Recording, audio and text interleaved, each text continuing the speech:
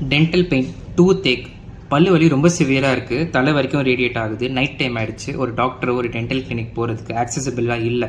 இந்த மாதிரி நேரத்தில் நம்ம வீட்லேயே ஹோம் ஸ்டெப்ஸ் என்னென்ன எடுக்கலாம், அந்த என்டையர் நைட்டை வலி இல்லாமல் நம்ம க்ராஸ் பண்ணுறதுக்கும், ஓரளவு வலி இல்லாமல் நம்மளால் நம்ம தாக்கு பிடிக்கிறதுக்கும் என்னென்ன பண்ண முடியும் அப்படின்றது தான் இந்த வீடியோவில் எக்ஸ்பிளைன். பாயிண்ட் நம்பர் 1, தூங்கும் போது தலையை ஃப்ளாட்டாக வச்சுக்காதீங்க. தலையை கொஞ்சம் எலிவேட் பண்ணி நம்ம தூங்கும் போதோ இல்லை 2-3 பில்லோஸ் தலையில் வச்சு நம்ம தூங்கும் போதோ நம்ம ரத்த ஓட்டம்ன்றது தலைக்கு போகிற அந்த ரத்த ஓட்டம் கம்பேரிட்டிவ்லி கம்மியாக இருக்கும்.